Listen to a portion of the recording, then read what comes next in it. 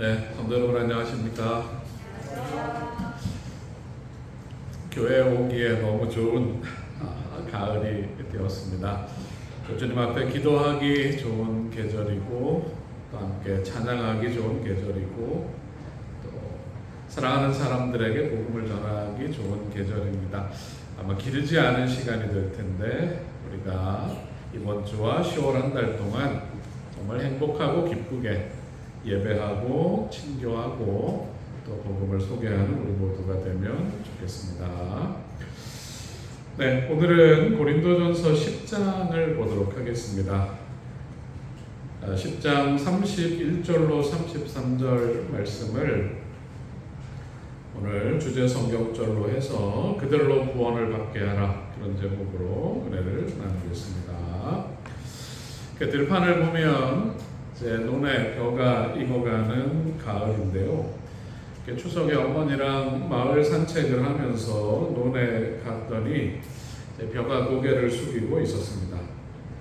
벽시 하나를 그대로 두면 한 알이 언젠가 썩어 없어지겠지만 벽시를 물에 담그고 또 모판에 뿌리고 벽시는 사라지지만 돋아난 싹을 논에 심으면 여름의 햇살과 비와 또 가을의 볕을 받으면서 이 싹을 맺히고 거기에 다시 한 알의 벽시였지만 수많은 벽시들이 맺히게 됩니다.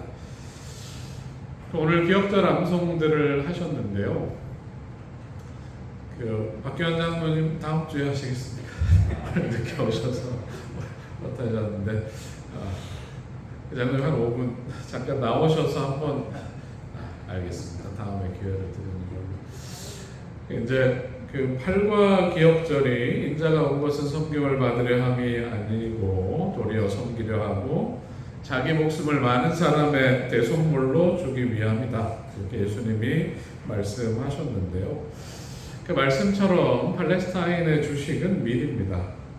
예수님은 한 알의 밀이 땅에 떨어져 썩어야 많은 열매를 맺을 수 있다 말씀하시면서 당신의 생애와 희생을 설명하신 것입니다. 그런데 이 원칙, 한 알의 밀이 썩어야 많은 열매를 맺을 수 있다, 이 자연의 법칙은 예수님의 삶을 통해 증명되었고 또 그분을 따라가는 사람들, 우리 모두의 삶에서 동일하게 이루어져야 할 일입니다.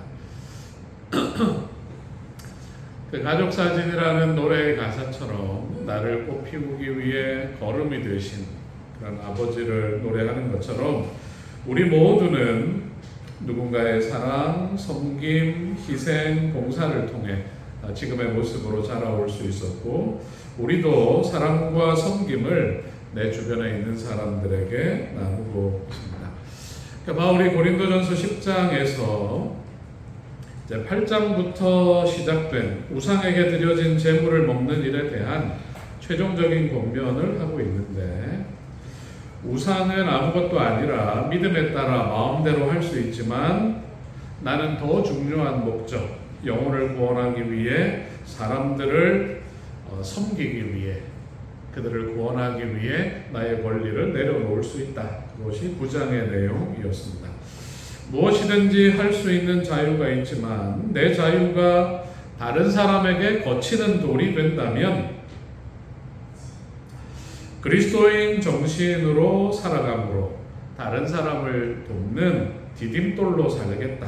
그것이 바울이 고린도전서를 통해 우리에게 주고 있는 이 주제에 대한 최종적인 권면입니다.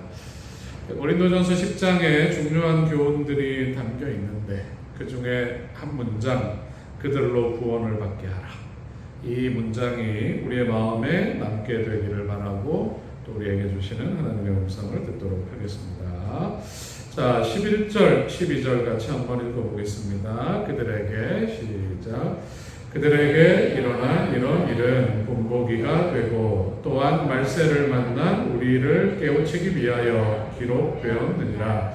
그런즉 선줄로 생각하는 자는 넘어질까 조심하라. 바울이 이 문제에 대한 우상에 드려진 제물을 먹는 문제에 대해서 결론을 말하면서 그가 마지막 예증으로 드는 것은 출애굽 과정에서 보여준 이스라엘 백성들의 모습입니다. 우리의 인생길에서 우리가 예수님을 만났습니다. 그리고 그 예수님과의 만남 속에 치열한 고민과 갈등이 있었지만 내 자신을 내려놨어요. 그리고 내 마음에 예수님을 주인으로 삼고 이제는 그분의 제자로 하나님의 자녀로 살아가고 있는 것. 우리에게 일어난 이 변화는 이스라엘 백성들이 애굽에서 나오는 그 놀라운 역사, 놀라운 기적과 비견할 만한 그런 극적인 변화입니다. 그들이 애굽에 임하는 10가지 재앙을 보고 하나님의 권능과 또 그들의 조상에게 하신 언약을 지키시는 하나님, 어린 양의 피가 발리고 모두가 죽지만 살아서 출애굽할 때의 감격, 그들이 자유와 구원을 얻었습니다. 이 사실은 이제 바울이 말하기를 너희들이 우리 조상들이 이런 일을 겪은 것을 알지 않느냐. 우리도 이 사실을 압니다. 우리 조상들이 다 구름 아래에 있고 바다 가운데로 지나며 다 구름과 바다에서 침례를 받았다. 광야지만 낮에는 구름 기둥이 밤에는 불 기둥이 그들을 보호하고 인도했고 홍해가 갈라지고 땅을 밟으며 그곳을 지나며 하나님의 백성으로 거듭났습니다. 하나님은 그들에게 바울의 표현에 의하면 신령한 음식을 공급하셨어요.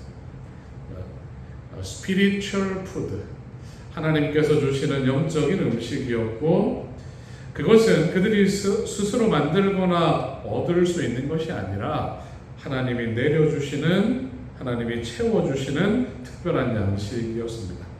그리고 그들은 신령한 음료, 영적인 음료를 마셨는데 예수 그리스도를 상징하는 반석이 터지고 그곳에서 쏟아져 나오는 물로 그들의 목을 축이고 가축들을 살릴 수 있었습니다. 하나님의 구원하심, 하나님의 먹여주심, 하나님의 인도하심을 당신의 백성들이 경험했는데 이런 일들은 이스라엘을 향한 하나님의 사랑의 표현이고 그들을 향한 축복입니다. 그리고 그들은 이제 하나님의 백성으로 애굽에서 살 때와는 다른 삶을 살아야 했습니다. 먹는 것도 다르고 생활 방식도 다르고 또 예배하는 방식도 달라졌습니다. 여러분, 우리도 마찬가지입니다. 우리가 절망 중에서 나의 이 괴로움과 절망, 내가 해결할 수 없는 이 문제를 해결해 달라고 부르짖는 경험도 했고 그럴 때에 나를 찾아와 주시는 예수님을 만났어요. 우리가 겸손하게 무릎 꿇고 하나님의 용서와 구원의 약속을 믿으며 이제는 주님께 내 마음과 삶을 드리기로 마음 먹었습니다. 예수님을 믿고 신앙생활을 하는 우리들의 삶은 예전의 나의 삶이나 예수님을 믿지 않고 살아가는 사람들의 삶과는 근본적인 차이가 있게 되었습니다. 말에나 먹는 것이나 입는 것이나 즐기는 것들이 예전의 내 모습과 확연히 달라졌습니다. 예전보다 세상에서 그리스도인으로 사는 것이 때로는 힘들지만 제가 지난주에 정말 졸업하고 오랜만에 친구를 만났는데 이 친구는 아마 와인을 먹는 것 같아요. 교회도 가끔 나가는데 교회도 나가고 가족들은 교회 나가지만 와인도 먹는 것 같아요. 자기가 어떤 목사님이 와인잔을 들고 우리 재림교회 목사님이 와인잔을 들고 있는 그런 그림을 볼 수 있으면 좋겠다. 이런 엉뚱한 얘기를 하더라고요. 분위기도 낼 수 있고 고급 레스토랑에 갈 수도 있고 그렇게 할 수 있지만 우리가 생활하는 것들은 세상 사람들이 누리는 그런 즐거움과는 차이가 있습니다. 그런 아쉬움을 느낄 때도 있지만 우리 마음에는 죄의 속박에서 벗어난 자유가 있고 하나님 안에서 누리는 평안이 있고 하나님이 내 삶을 인도하시고 복 주심에 대한 감사가 있습니다. 여러분 마음도 그렇죠. 대답하라고 양지수가 엄마한테 얘기하는데 여러분 그렇죠. 우리가 이건 조금 아쉽지만 더 큰 행복과 기쁨을 누리면서 살아갑니다. 그런데 가나안을 향해 가던 이스라엘 사람들은 광야를 통과하는 동안 예전과 달라진 것, 예전보다 불편해진 것, 그리고 하나님께서 주신 계명과 율법 안에서 구별된 삶을 사는 것을 좋아하지 않았습니다. 하나님께서 인도하시지만 목을 곧게 세우고 버티고 하나님께서 꼭 필요한 것을 채워주셨지만 반복적으로 불평하고 과거 노예 가운데 죄 가운데 살던 삶을 잊지 못했습니다. 자, 5절 한번 읽어보겠습니다. 그러나 그들의 다수를 하나님이 기뻐하지 아니하셨으므로 그들이 광야에서 멸망을 받았느니라. 하나님이 언약하셨고 구원해 내셨고 가나안을 준비하셨고 그곳을 가고 있지만 반복해서 죄를 짓고 하나님의 뜻을 거절하면 그들은 하나님께서 주신 축복을 잃어버릴 수도 있다는 것을 우리에게 보여주는 예증입니다. 성경에서 삼손이 그랬고 사울이 또 그런 경험을 했습니다.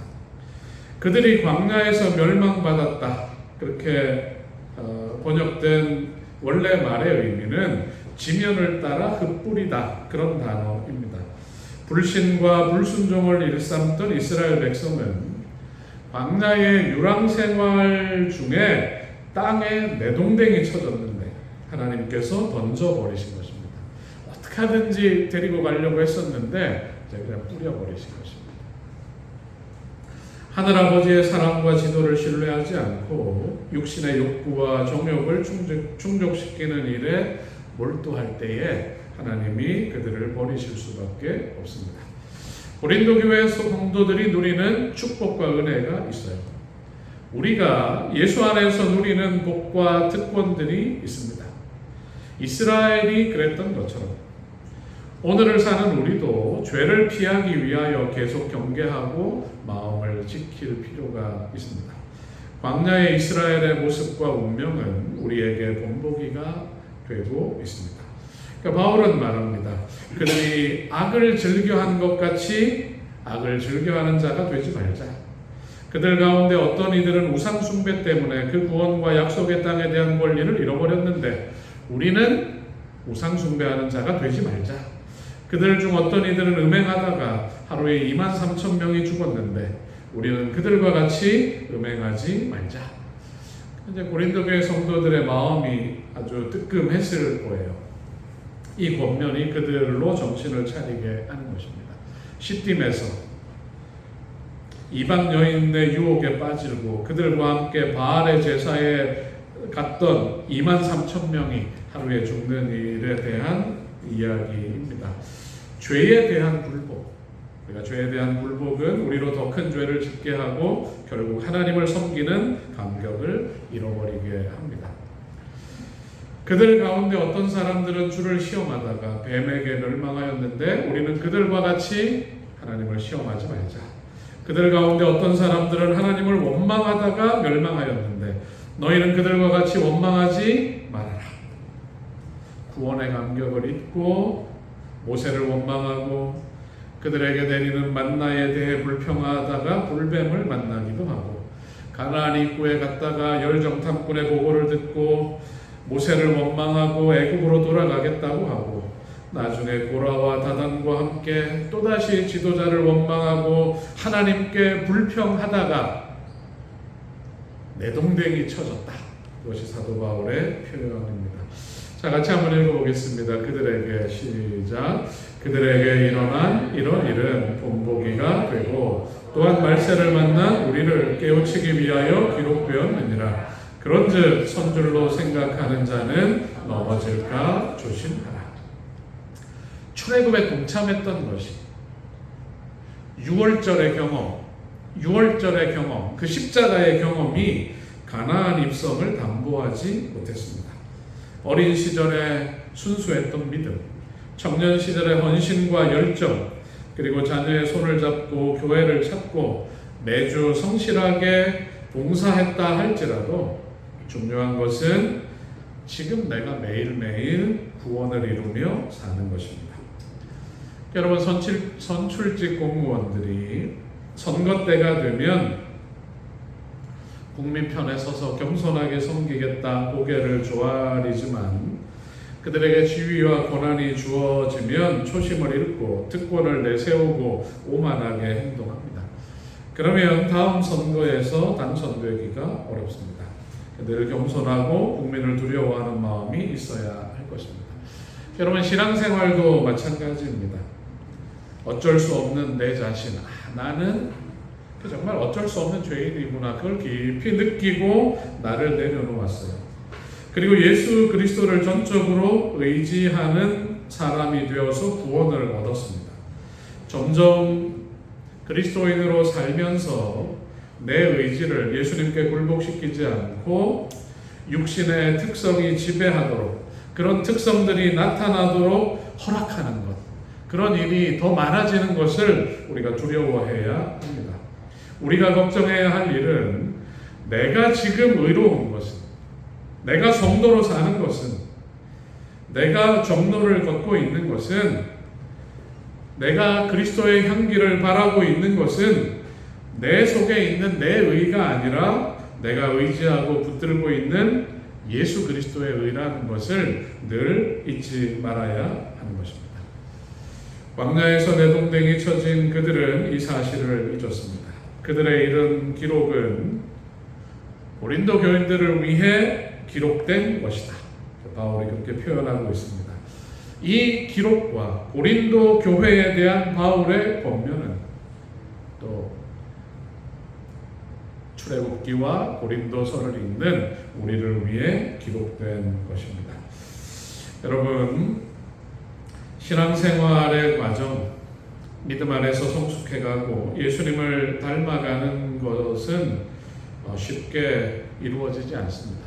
그럼 우리 마음 가운데 너무 힘든 거 아닌가, 그런 생각을 우리가 가질 수 있습니다. 혹시 여러분 그런 생각이 드십니까? 자, 우리 같이 한번 읽어보겠습니다. 바울은 혹 용기가 꺾일 수도 있기 때문에 이런 용기를 우리에게 줍니다.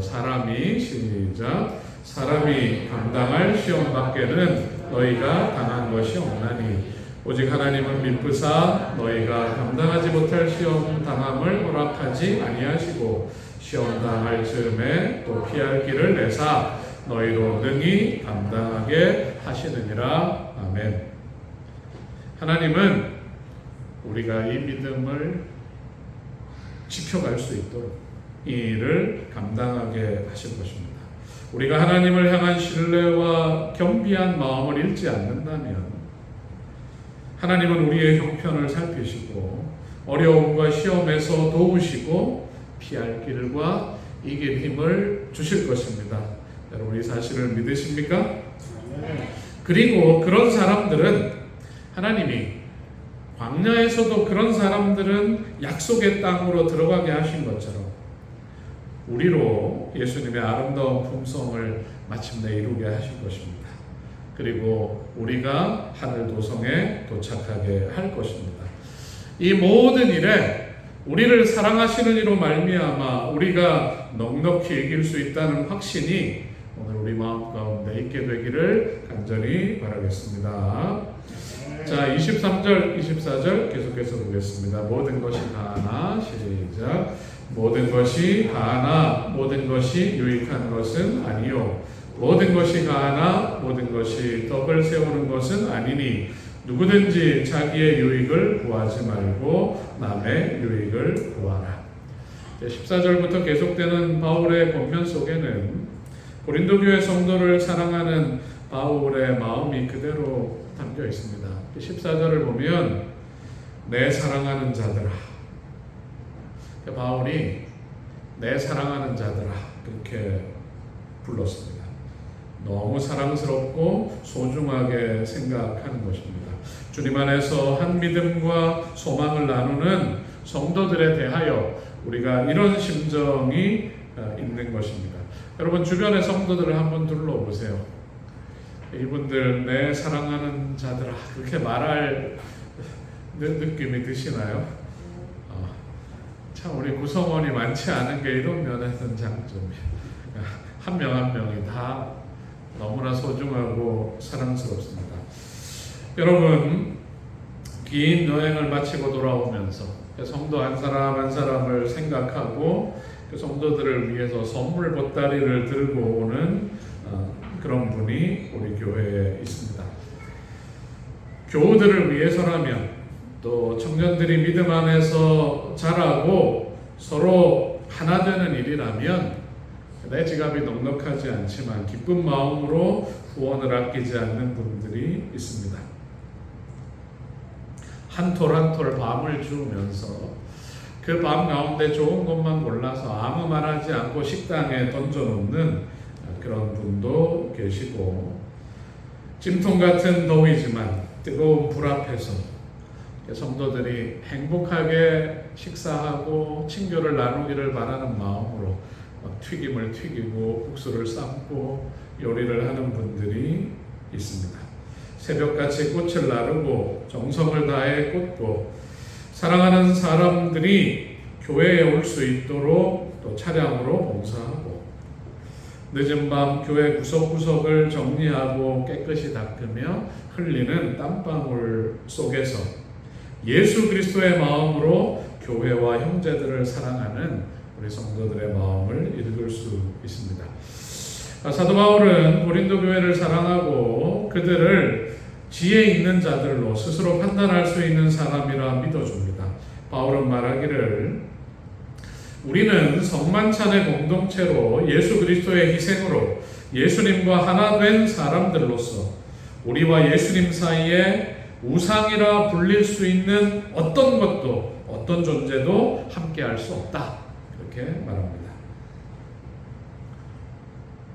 우리가 축복의 잔, 그 잔을 나누면서 그리스도의 피에 참여하고 우리는 이 잔을 마심으로 예수님께서 나에게 주신 그 구원과 은혜를 느낍니다. 그리고 하나님께 대해 무한히 감사하는 마음을 가집니다.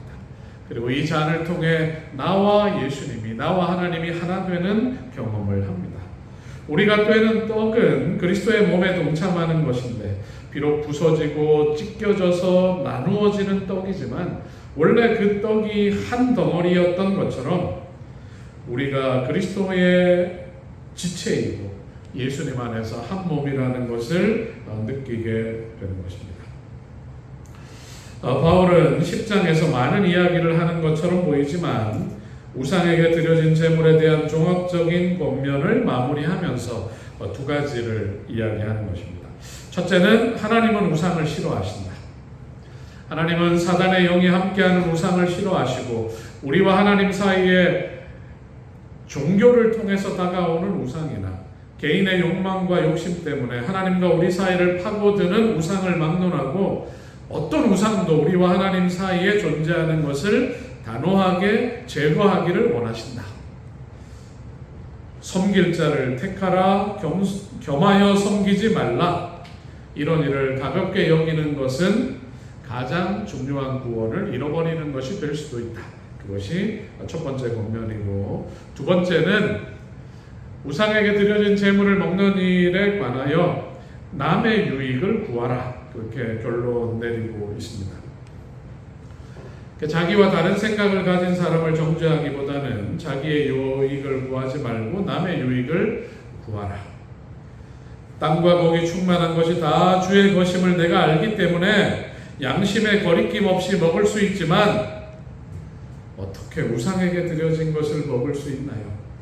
만약 이런 일로 그의 신앙 양심에 시험을 받는 믿음이 약한 형제가 있다면 그 양심을 위하여 먹지 말아라. 이것이 사도 바울의 권면입니다. 여러분, 내 양심이 중요합니다. 왜 내 자유가 내 양심에 영향을 받아야 하는가? 다른 사람 때문에. 양지수 그렇게 생각합니까? 왜 내가 딴 사람 때문에 내 자유와 내 양심에 영향을 받아야 하는가? 왜 내가 먹는 것까지 그 사람의 비위를 맞춰야 하나? 우리가 그렇게 생각할 수 있지만 성숙한 그리스도인이라면 나는 내가 먹는 것에서 느끼는 즐거움보다 내가 소중히 생각하는 그 새신자의 구원이 더 귀하다. 그렇게 판단할 수 있어야 한다. 바울은 고린도 교회에 먼저 된 사람들이 이 정도 성숙한 마음은 가져야 한다. 그렇게 권면하고 있는 것입니다. 자, 같이 한번 읽어보겠습니다. 각각 시작. 각각 자기 일을 돌볼 뿐더러 또한 각각 다른 사람들의 일을 돌보아 나의 기쁨을 충만하게 하며 내 신앙생활을 잘 챙길 뿐만 아니라 다른 사람을 돌볼 수 있는 마음도 있어야 하는 것입니다.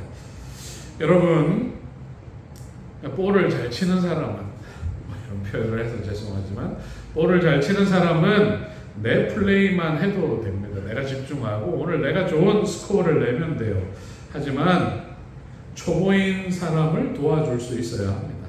공이 밖으로 나가면 같이 가서 공도 찾아주고, 아주 굿샷은 아니지만 그래도 굿샷을 날리면 하이파이브도 해주고 그가 편안한 마음으로 플레이할 수 있도록 도울 수 있는 것입니다. 처음에는 내 믿음, 내 가족만 챙기는 것도 버겁지만 서로 측은히 여기고 서로 이해하고 격려하기 시작하면 그런 마음을 통해서 내 믿음이 더 자라가는 것입니다. 우리의 믿음이 참새 같은 비기너를 벗어나서 매나 독수리 같은 다른 사람을 섬기고 돌볼 수 있는 그런 든든한 믿음으로 성숙해 가기를 간절히 바라겠습니다. 자, 최종 결론입니다.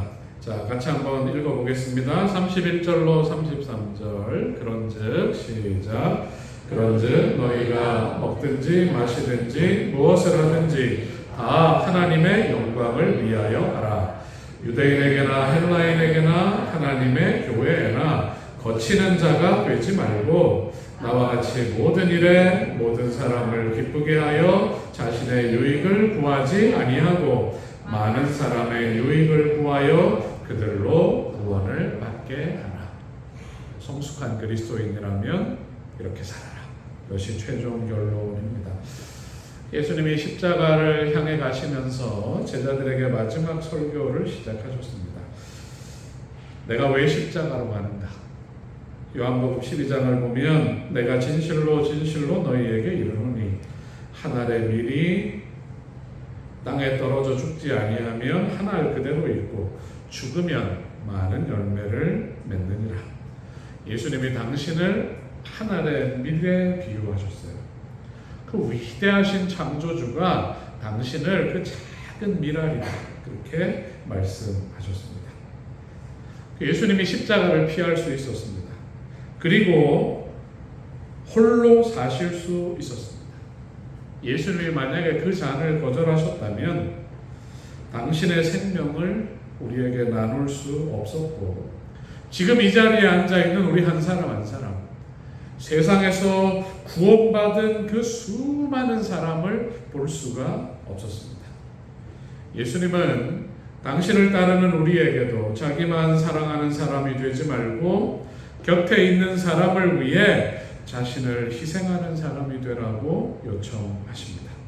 자신을 던진 그분의 사랑이 사람을 살리고 예수라는 이름을 모든 이름 위에 뛰어난 이름으로 높이신 것처럼 예수님의 본을 따르는 우리도 내가 스스로 나를 높이지 않아도 나는 겸손하게 낮추지만 하나님이 우리 한 사람 한 사람을 존귀하게 해주시겠다고 약속하고 있습니다.